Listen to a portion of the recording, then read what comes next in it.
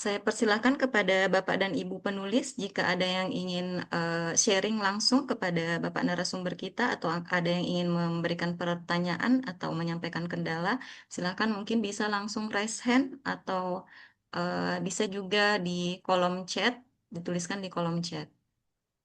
Ya, saya persilahkan kepada Bapak dan Ibu.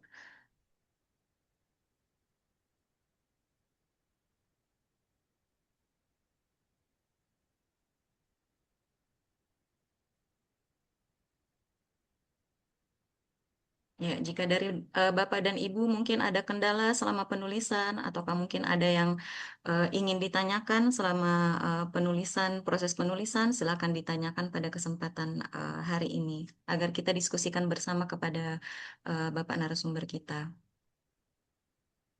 Mungkin ada dari Bapak dan Ibu yang ingin mengajukan pertanyaan? Ya, mungkin langsung dari Ketua IPLB Wilayah 11 ya, dari Ibu Mayang Kinanti F. Putri. Di sini saya lihat ada raise hand. Oke. Silakan kepada Ibu Mayang. Ya, mungkin saya mau mulai dulu. Tidak begitu banyak yang mau ditanyakan, hanya saja kemarin menulis itu eh, Pak Priyo, saya mungkin langsung saja menulisnya itu cukup, saya bingung juga karena kan saya berdasarkan dari yang kemarin eh, kegiatan ziarah arsitektur. Nah, ini yang saya belum batasannya itu sampai mana? Apakah karena saya nggak tahu apakah ada batasan halaman atau batasan kata seperti itu. Kalau saya nulis semuanya kan takutnya terlalu panjang gitu. Saya sudah nulis tentang bahkan sampai struktur, bahkan sampai material dari rumah kaki seribu begitu, Pak. Nah, kira-kira ada batasan tertentu yang harus kami perhatikan? Ya, terima kasih. Selamat siang, Bu Bapak semuanya. Senang sekali bisa bertemu siang hari ini untuk membicarakan buku kita. Eh, ini pertanyaan yang bagus dan susah dijawab juga ya.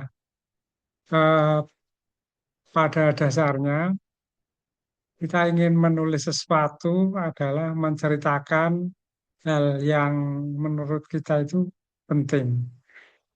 Mungkin materinya sudah banyak dibahas, tapi kita ingin menyampaikan sudut pandang kita tertentu tentang rumah kaki seribu gitu.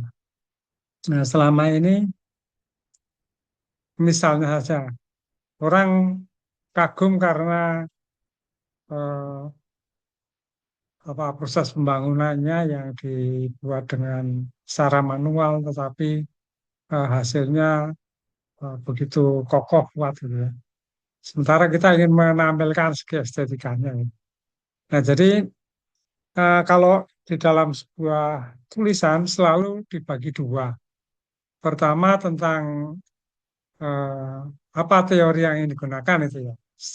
Objek formalnya begitu. Misalnya kita mau bicara tentang tektonika arsitektur dengan teorinya si Frampton gitu ya. Maka kita membahas Frampton dan membahas kasus gitu. Nah, kasus itu biasa disebut dengan objek material gitu ya. Nah, tapi kalau Ibu Mayang kemarin di mendapatkan data dari perjalanan mengunjungi atau istilahnya ziarah arsitektur gitu, maka yang bisa diceritakan dalam waktu yang singkat berada di lapangan, walaupun studi literaturnya mungkin sudah bertahun-tahun gitu ya, maka yang bisa ditampilkan adalah sisi visualnya. Gitu. Nanti di dalam tayangan saya ada saya bagi menjadi dua. Ya. Ini termasuk yang strukturalisme gitu ya. Jadi kita melihat objek berdasarkan eh, sisi visual, rasa, taktil, sentuhan, kemudian mungkin ada suasana dan bau gitu ya. Yang kita ceritakan apa yang kita alami berdasarkan panca indera kita. Nah, mungkin dari segi apa pendataan secara wawancara tidak begitu banyak atau mungkin malah tidak sempat sama sekali, tidak apa-apa. Jadi yang kita fokus pada eh,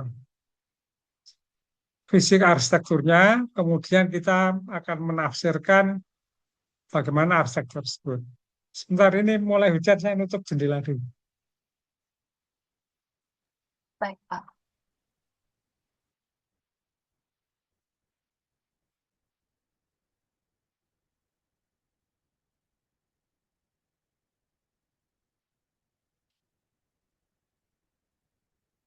Nah, tingkat kedalamannya ya tergantung ketika kita ke sana apa yang kita peroleh.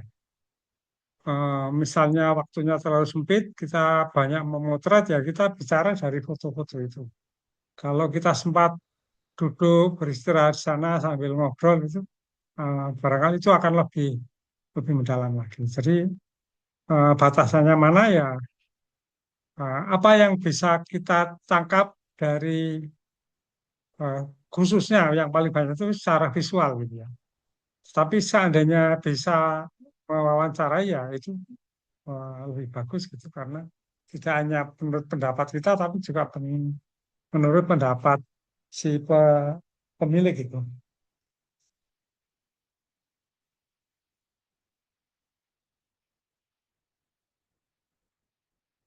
Nah, tentang lembar ya itu tergantung apa seberapa banyak yang akan disampaikan gitu ya. Yang penting adalah dengan kasus yang tertentu, kemudian kita kupas, bisa jadi dari aspek tektonikanya atau dari eh, tampilan-tampilannya, kemudian seberapa jauh analisis kita bisa kita gunakan untuk membahas apa yang kita temui di situ. Itu saya kira ya. Jadi eh, asalkan kita tidak terlalu banyak menceritakan literaturnya karena memang eh, cara mencari data kita adalah dengan mengunjungi dan melihat di sana. Itu saya kira Bu Maya. Tapi kalau secara halaman misalkan atau kata ada batasan tertentu atau belum ada ya? Apanya? Batasan halaman atau batasan kata, jumlah kata Oh, per kalau chapter maksudnya. kemarin kemarin anu ya diharapkan menulis sampai 40 halaman gitu ya, 30-40 halaman. Baru. Oke. Baik, Pak. Kalau kalau bisa gitu ya. Eh, karena ini juga apa masalah kelengkapan data. Biasanya kita kan mengumpulkan banyak gambar gitu ya. Oh iya. Mungkin ada yang sampai 40% gambar gitu ya. Nggak masalah karena ada beberapa cara ya. Yang satu bercerita dengan kalimat, yang satu bercerita melalui gambar atau sketsa gitu. Karena kalau ditulis semua malah terlalu panjang dan tidak nyaman dinikmati gitu. Maka foto dan sketsa menjadi lebih komunikatif. Itu aja. Terima kasih, Pak. Iya ya. Baik, demikian tadi diskusi dan pertanyaan dari Bu Mayang Kinanti F. Putri.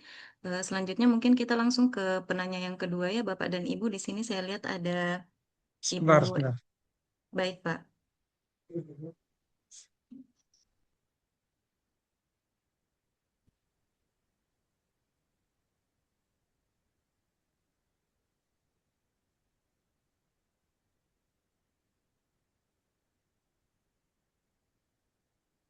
Eh, izin Bu Puspita, saya bisa share file saya kah?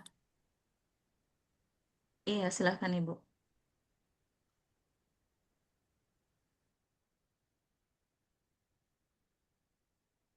Oh, sebentar, saya belum buka Baik, ternyata. silakan. Ya. Baik, Bapak. Ini ada Ibu Evi Saragi dari Universitas Papua, Bapak. Silakan Ibu. Baik, terima kasih. Selamat siang Pak Prio. Saya Bu Selamat Evi, siang. saya Ibu Evi dari Universitas Papua. Eh, Kemarin saya sudah menanyakan sebenarnya tentang tulisan saya, namun berdasarkan diskusi kemarin, saya menemukan beberapa eh, apa ya kendala yang saya temukan ketika menulis. Jadi yang menjadi pertanyaan saya adalah bagaimana caranya kita bisa mengetahui bahwa tulisan kita itu sudah luas dan friendly. Jadi saya memikirkan apakah eh, term yang saya gunakan itu sudah cukup familiar untuk orang-orang yang tidak di bidang saya gitu. Terus yang kedua, eh, saya ini tidak memiliki background pengetahuan tentang arsitek karena backgroundnya saya orang peternakan dan pada tulisan ini saya hanya bercerita tentang kandang dan saya mengulasnya berdasarkan ilmu peternakan. Jadi saya tidak menambahkan teori-teori arsitek di dalam tulisan saya, tetapi saya em, di akhir tulisan itu memberikan pendapat saya tentang eh, dari dari bentuk-bentuk bangunan kandang ini untuk pengembangan perkandangan berkelanjutan di Papua itu cocoknya seperti apa. Dan itu saya bahas dengan mengaitkannya dengan pengetahuan lokal masyarakat. Mungkin saya akan share tulisan saya supaya lebih eh, Ya,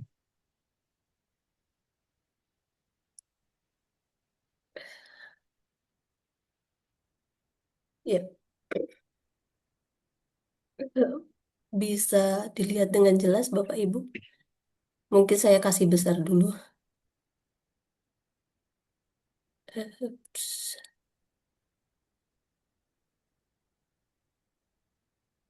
Mhm.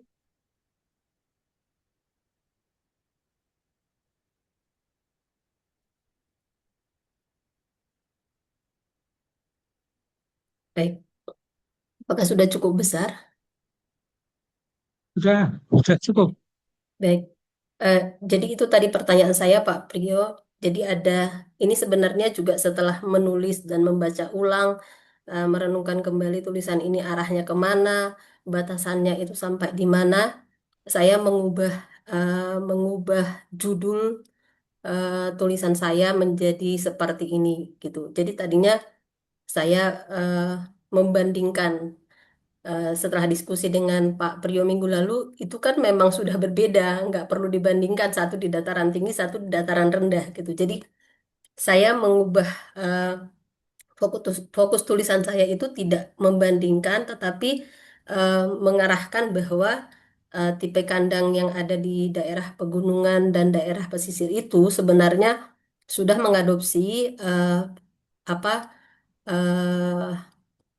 pengetahuan-pengetahuan lingkungan yang secara arsitektur mungkin lebih ke pengetahuan tentang green arsitektur atau yang lain-lain gitu. Jadi dengan membahas lebih lanjut, saya akhirnya mengubah judul tulisan kami seperti sekarang ini.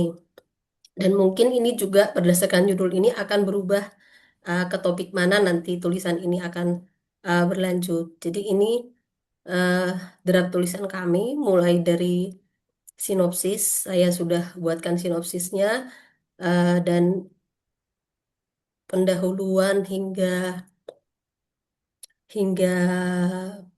daftar pustaka dan eh, sesuai dengan panduan yang sudah kemarin dikirimkan sama panitia. Jadi ini kami sudah lengkapi. Mungkin nanti akan kami lihat lagi apa yang harus kami rubah setelah diskusi ini.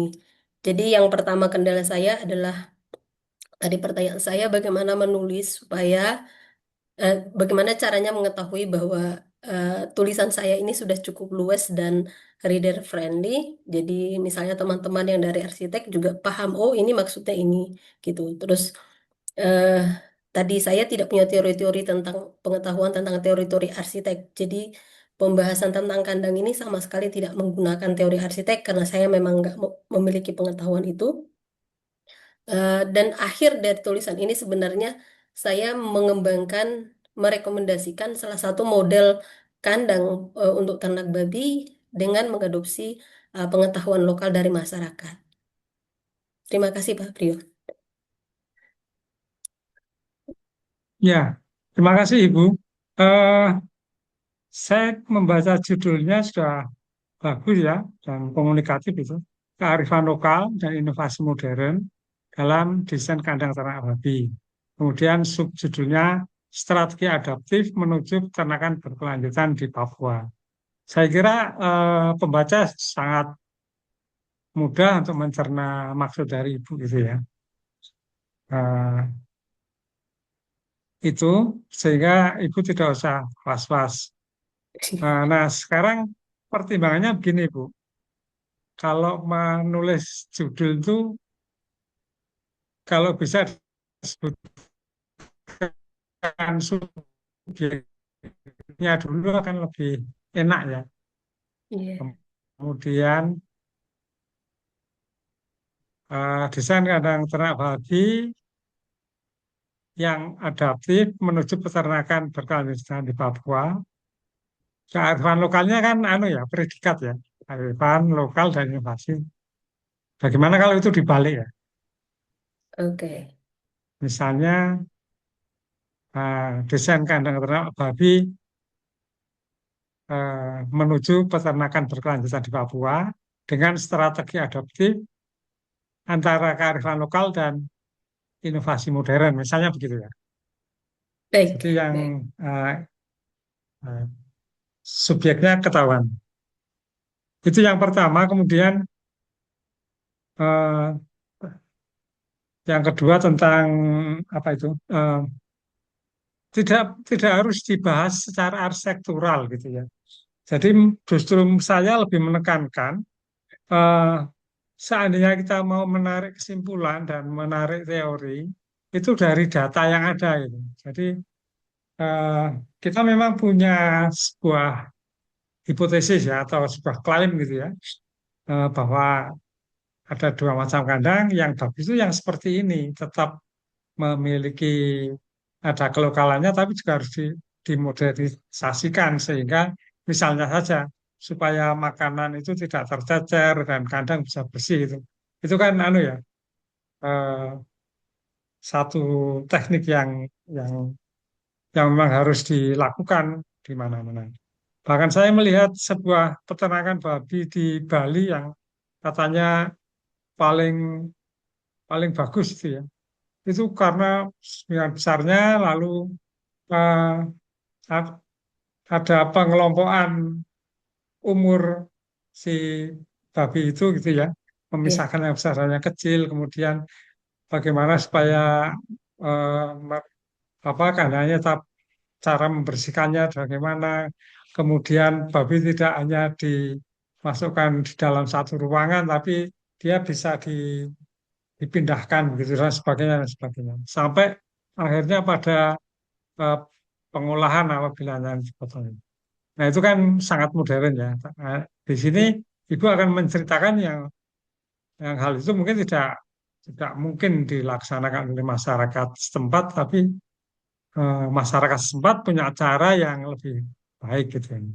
Nah, untuk menunjukkan cara yang bagus kan kita tidak bisa mendeskripsikan di depan, tapi ini loh setelah melihat data seperti ini, kalau ABC-nya diperbaiki, ini akan bagus gitu. Jadi teori itu muncul karena kita bercerita data gitu, mendapatkan data. Iya. Nah, tidak harus teori dulu gitu.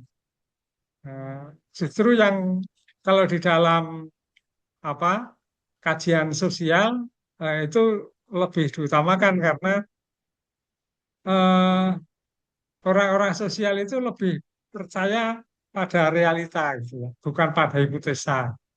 Intinya begitu. Baik. Nah, silakan Ibu nanti mengatur bagaimana supaya eh, di- pembaca bisa mengetahui bahwa oh tulisan ini benar-benar anu, disimpulkan dari data yang ada di lapangan gitu. Dan Ya, data literatur saya kira tidak perlu banyak-banyak karena memang Ibu mau menceritakan ada dua metode pemeliharaan babi di daerah apa, dataran tinggi dan dataran rendah. iya. Saya kira itu, Bu. Baik, terima kasih Pak Priyo. Ini meyakinkan saya bahwa saya sudah on the track dari Ya, ya, menulis. ya, Jadi ya, sebenarnya eh, mungkin saya juga tidak terlalu pede atau saya merasa ini dipahami apa enggak gitu. Tetapi berdasarkan diskusi yang Pak Priyo jelaskan, saya merasa apa tulisan kami ini sudah on the track.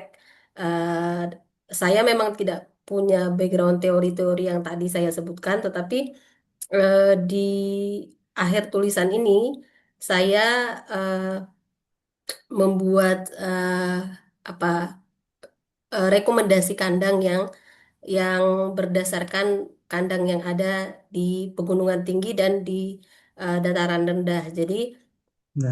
pelajaran-pelajaran apa yang bisa diambil dari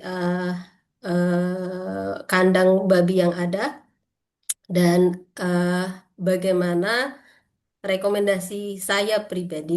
eh, eh, Ya, jadi saya ada bab yang mengatakan bahwa modifikasi kandang laleken itu merupakan sebenarnya alternatif kandang ternak babi eh, yang sangat cocok untuk wilayah Papua dan ya, itu bisa ya, diterapkan di daerah pegunungan maupun di daerah ya. eh, dataran rendah gitu karena itu sudah. Yang optimal ya.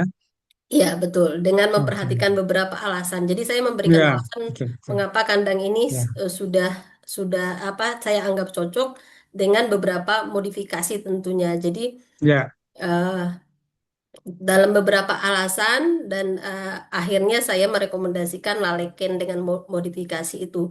Tetapi saya juga menceritakan bahwa laleken itu memiliki beberapa isu sebenarnya dan itu bisa disiasati dengan beberapa solusi alternatif solusi yang bisa dilakukan untuk eh, apa menangani permasalahan isu-isu dalam kandang lalekan itu. Baik, ya, ya. Ya, ya. Bahkan saya bagi saya pribadi, kita tidak usah cerita teori, tapi sebetulnya uraian kita sudah mengikuti teori gitu. Bahasa baik. kita kemarin membicarakan dengan kata-kata kita sendiri, tidak perlu menyebutkan sifatnya. Ya, satu dua kata perlu untuk meyakinkan pembaca bahwa kita tidak semau kita gitu ya, ada Iya, pegangan-pegangan. iya, Ya, betul. ya, terima Baik. kasih Bu. Ya, terima kasih Pak Pak Priyo. Ya, Saya kembalikan kepada Bu Puspisa. Ya, terima kasih Bu Evi Saragi dari Universitas Papua dan sangat luar biasa sekali tadi sharingnya ya Ibu, sudah cukup banyak yang disampaikan dalam tulisannya.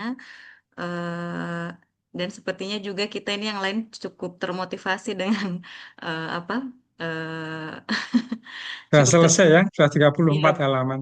iya sudah 34 halaman Bapak. Jadinya kita yang lain cukup Ya. termotivasi nih Bapak untuk tetap melanjutkan penulisannya. Baik, terima kasih kepada Bu Evi. Selanjutnya kita lanjut ke penanya yang ketiga. Silakan dari USTJ ada Ibu atau Bapak Ibu Leanice. Yanis, Ah, Ibu Ibu Yanis. Yanis, ya Ah, silakan Ibu Yanis.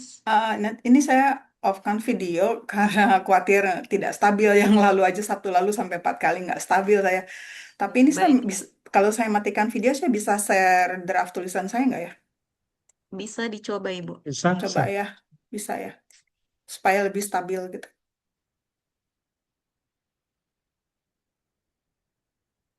Sudah terlihat belum ya? Sudah Bu, sudah Oh, terlihat. oke. Ya. Ini sama Dibesarkan besarkan fontnya ya. Iya, iya. Sudah besar Pak? Sudah terlihat? Ya, ya, ya. Oke. Nah, Ini Pak, saya mau konsultasi soal ini penulis sebentar, pertamanya sebentar. Ibu ya. Sebentar, Bu. Ini judulnya puitis sekali nih, saya suka. Merumah di atas saya. Yang ya Ya, ini ide-ide awal dari penulis pertama. Jadi Sebelum saya mulai, saya perkenalkan dulu, Pak. Kami ini tim penulis dari Universitas Sains dan Teknologi Jayapura. Nah, penulis satunya Ibu Hmm, Anggi dari Prodi Arsitektur, sementara saya sendiri dari Prodi Perencanaan Wilayah dan Kota, gitu. ya, ya. Nah, ini ada abstraknya. Mungkin saya kurang tahu ini sistem editing di penulisan Bunga Rampai ini. Bapak udah pernah baca draft ini belum ya? Sepertinya belum ya, Ya, Pak ya? belum dong. Oh ya. Nah, ini bisa nggak saya kami menulis abstrak seperti ini. Jadi seperti menulis artikel pada jurnal ilmiah, ada latar belakang sedikit, kemudian ada tulisan tujuan penelitian ini, Ya, kemudian ya, ya ini saya kira bagus ya. Saya sekilas membaca satu abstrak itu ya satu paragraf itu ya. Di dalam ah, paragraf itu sudah ditulis semua. mm, Kemudian ini terlihat ini tulisan atau apa kata-kata dari penulisnya gitu ya. Tidak perlu citasi dari dan teori-teori dari mana itu nanti di belakang ini. Ini saya kira sudah ah, bagus. sudah bisa ya Pak ya. Terus ini, jadi saya diskusi juga dengan penulis pertama, ada beberapa yang tidak sepakat, makanya saya tanyakan ke Bapak gitu. Nah, Hmm, ini tentang, kan ini kalau dari hipnosis, abstrak kan bisa kelihatannya nanti Pak, ujung-ujungnya kami mau menghasilkan apa. Jadi ini ya, ada upaya melanjut mengintegrasikan perlindungan ruang sakral, pemenuhan infrastruktur dan seterusnya lah Pak gitu. Nah, kemudian ada pernyataan bahwa apa yang terjadi di Yotefa ini di Kota Jayapura Pak, bahwa ya, di pemukiman di sana itu berada di persimpangan antara arsitektur, ekologi dan budayanya. Kemudian ada tekanan dari luar. Nah, waktu saya diskusi dengan penulis pertama, bisa nggak sih dikuantitatifkan? Kalau misalkan di persimpangan, kita lebih pro kemana gitu, saya bilang. Kita pro ke arsitekturnya, ekologinya, budayanya, atau bagaimana gitu. Cuma waktu itu kami belum ada kesepakatan, Pak. Jadi sifatnya masih kualitatif saja. Nah, mungkin Bapak bisa kasih masukan bagaimana kami membuat suatu kesimpulan akhir supaya paling tidak ceritanya tidak terlalu membosankan, kesannya kayak ilmiah sekali gitu. Itu yang pertama, Pak. Terus yang kedua, ini Pak, kami supaya tidak membosankan, kami menampilkan gambar. Ada dua gambar. Eh, Etikanya gimana ya, Pak? Kalau saya ambil gambarnya ini dari internet soalnya. Kami kan tidak punya drone untuk foto langsung gitu, peta peta tampak. Nah, kayak gini, Pak. ya, ya. Peta tampak atas. Boleh nggak ditulis seperti ini? Apakah saya harus minta izin dulu kepada ini koran yang ada di Papua, Pak? Jubi itu koran lokal. Saya ambil petanya. Ya. Kemudian yang kedua, saya ambil juga foto dari internet juga, Pak. Nah, ini Kemenpar, Pak, pemerintah. Kalau ini mungkin relatif nggak ada Ya. masalah ya, Pak, ya, dengan izin. Hmm. Tapi bagaimana etikanya kalau mau ditampilkan di Bunga Rampai? Apakah perlu minta izin dulu, Pak, untuk ambil gambar-gambar ini? Karena kami sendiri Ya, nggak punya fasilitas drone untuk foto. Ya, ya, jadi mungkin itu aja, Pak, dua pertanyaan. Terima ya. kasih, Pak. Dari belakang saya jawabnya ya. Gambar memang dilematis ya. Kalau sebetulnya kalau yang benar kita harus minta izin ke yang memotret gitu ya. Kemudian apa? Dituliskan sumbernya gitu. Jadi menulis sumber saja sebetulnya masih kurang. Eh, Hmm, yang penting ada izin karena beberapa orang memotret itu tuh untuk dijual, gitu. Tidak untuk di hmm. itu. Tetapi ya kita menggunakan anu ya kebiasaan orang Indonesia ini ya. Di Indonesia hal itu sering tidak terpenuhi gitu ya. Misalnya ada penulis yang sudah levelnya internasional gitu. Lalu dia mengambil foto dari museum di Belanda itu KIT-LV apa ya itu. Dia ya, ditulis sumbernya seperti ini. Tapi dia tidak tahu apakah itu foto yang komersial atau yang tidak gitu. Lalu ditanya, apa nggak khawatir kalau nanti diminta pertanggungjawabannya, kemudian kena denda dan sebagainya. Dia jawabnya ya dengan aja, lah dia muteret ke di Indonesia juga nggak izin kok. Setelah dari foto kok dia ngatur-ngatur untuk apa minta izin gitu. Tapi sebetulnya aturannya begitu ya. Nah, hanya kemarin kan juga ada kasus ya dosen UGM dengan penulis dari Belanda juga. Saya lupa kalau yang sejarawan Indonesianis gitu. Dia lama ngajar di UI juga. Dia bilang bahwa dia ambil tulisan saya tidak bilang-bilang. Tapi yang dosen dari UGM itu bilang, saya mengambil karena saya sudah kenal dengan dia, bahkan penelitian ini dikerjakan. Saya pernah mengerjakan penelitian bersama, lalu saya ambil ini, saya sudah tulis sumbernya dengan baik gitu, dan tidak menyalahi aturan itu. Nah, ada juga yang seperti itu gitu. Tapi Hmm. eh, saya memutuskan begini, ya sejauh kita bisa minta izin orangnya ya baik, kalau tidak ya tulis saja sumbernya. Oh, buku ini tidak untuk komersial ya.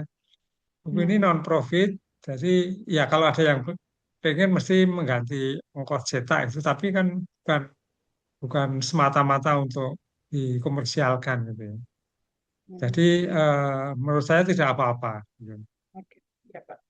Itu pertama. Yang Ya, kedua tentang eh, tadi itu Pak beberapa yang yang apakah harus ditulis semua atau tidak. Nah gini, ini ada perbedaan yang mendasar ya. Kalau kita menulis makalah atau jurnal, kita harus fokus pada satu atau kalau kalau tidak ya dua lah paling banyak pada fokus yang apa yang kita tinjau itu ya. Hipotesisnya satu dibahas sampai tuntas gitu. Itu kalau makalah, kalau buku malah sebaliknya. Buku itu sebisa mungkin menuliskan secara holistik. Semua ditulis. Hmm. Misalnya saja, apalagi ini ya, eh, apa lokusnya sudah ditulis di judul Papua, itu Papua mana misalnya, Yuveta misalnya. Nah, maka kita penulis bisa sebaiknya menuliskan sebetulnya kalau Yuveta itu di mana, bagaimana, dan seterusnya gitu ya. Lalu eh, meruang di atas air itu apa saja gitu. Apa macamnya seperti apa? Apakah di atas air itu eh, masih mengambang di air atau di atasnya gitu Hmm.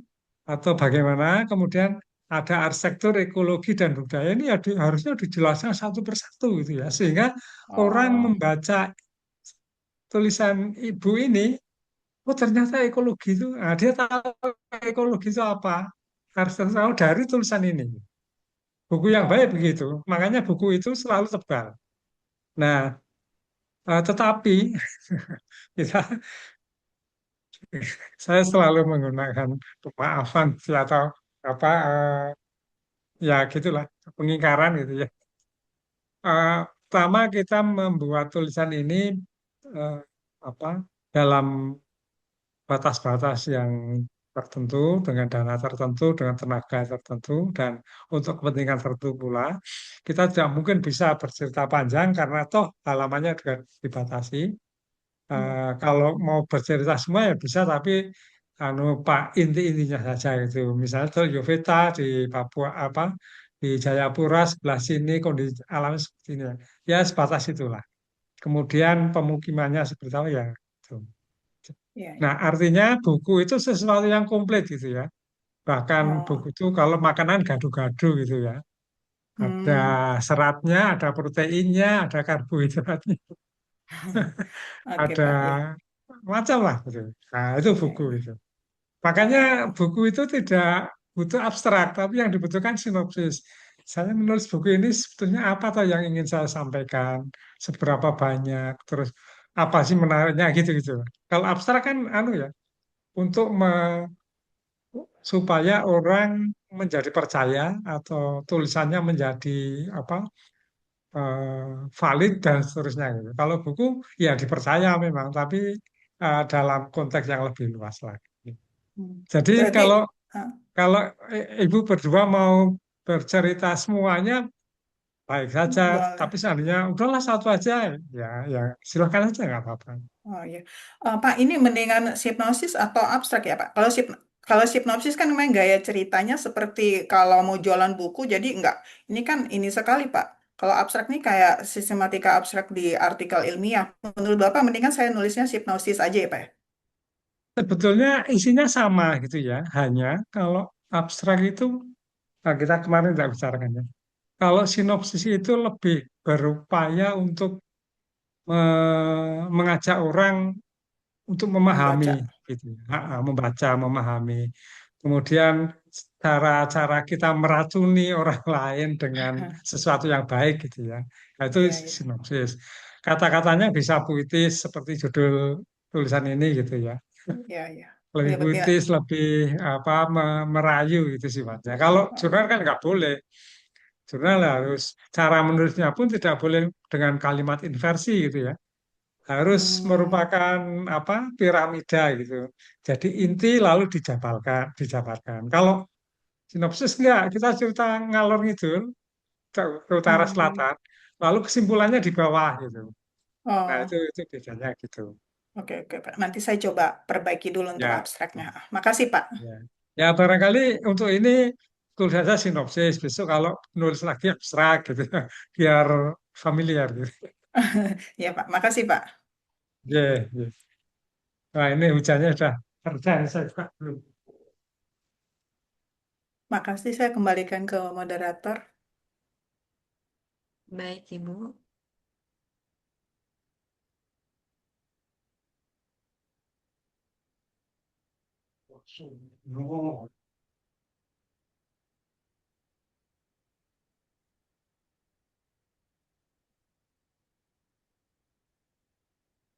Ya, silahkan. Ya. Baik, terima kasih atas sharing yang telah disampaikan tadi oleh Ibu Yanis ya dari USTJ. Selanjutnya mungkin kita lanjutkan ke penanya berikutnya. Apakah masih ada yang ingin menyampaikan atau sharing terkait proses penulisan bukunya? Silakan Bapak dan Ibu. Ini siang ini menarik sekali loh bagi saya. Justru justru yang bertanya lebih tahu gitu ya. Jadi jangan dikira bertanya itu nggak tahu gitu. Dan lebih sulit bertanya daripada menjawab gitu. Nah, mau membuat pertanyaan itu kan kita harus mikir menentukan apa yang kita ditanyakan. Kalau jawab boleh salah, kalau bertanya kan nggak boleh salah. Ini Baik, siang hari yang baik ini, hari Senin. Nah. ya. Silahkan. Ya, silakan Bapak dan Ibu yang ingin sharing mengenai proses penulisannya. Ya, kita masih di sesi sharing ya Bapak dan Ibu. Jika ada kendala yang ingin disampaikan atau mungkin ada yang bertanya, silakan disampaikan. Kemudian ada setelah saya membaca dua judul ini dua hal yang berbeda, sama baiknya tapi berbeda itu. Yang satu ditulis dengan lugas tentang apa kearifan lokal, yang satu bahasanya lebih puitis gitu ya. Eh, Sama saja mana yang mau dipakai gitu. Eh, saya sebagai editor tidak akan menentukan karena ya apa saya buku ini bukan bukan buku yang apa baku gitu ya.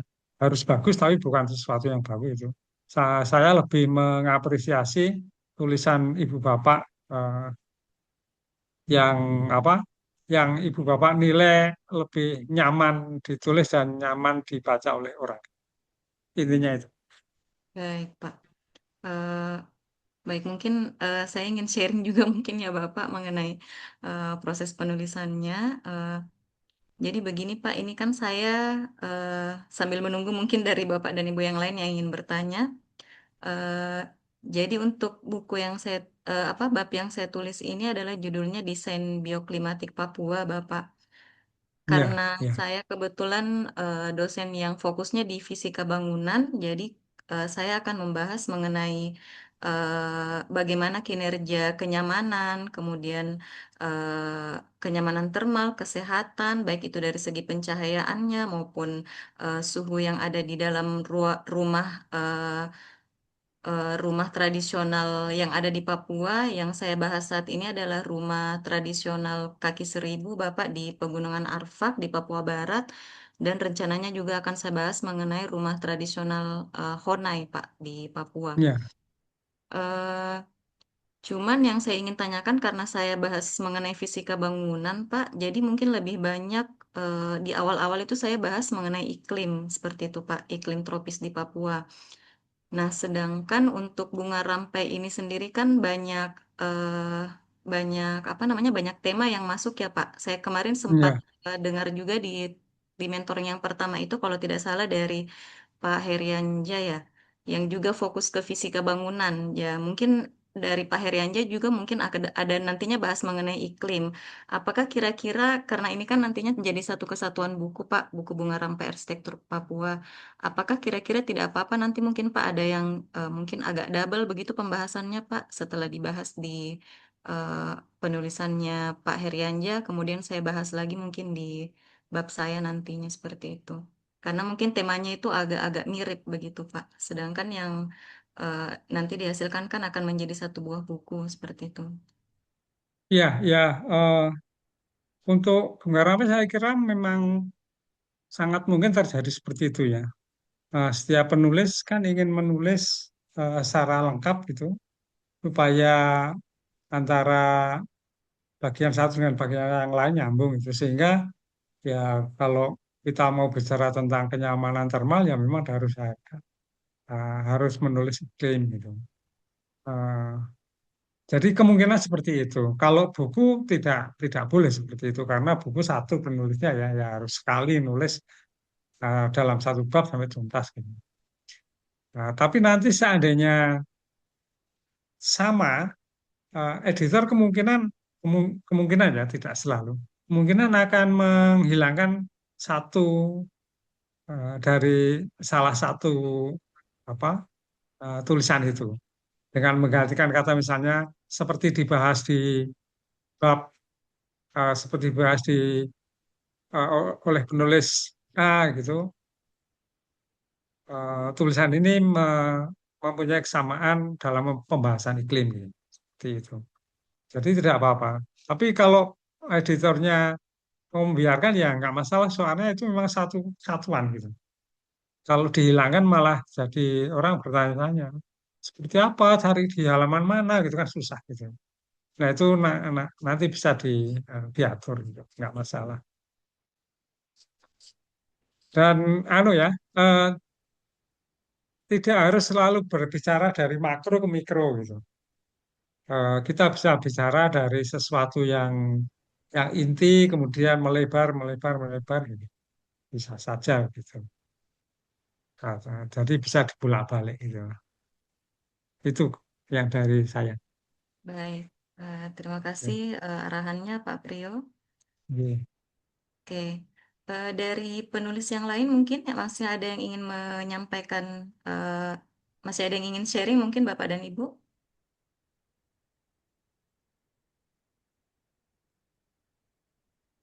Ya, karena setelah sesi ini ada sesi penyampaian materi lagi oleh narasumber kita. Jika tidak ada yang ingin disampaikan lagi di sesi diskusi kali ini, mungkin kita persilakan saja kepada narasumber kita untuk menyampaikan materi. Namun jika seandainya ada yang ingin bertanya kembali mengenai materi, ataukah mungkin ada yang ingin sharing kembali, kita persilahkan setelah penyampaian materi dari narasumber kita.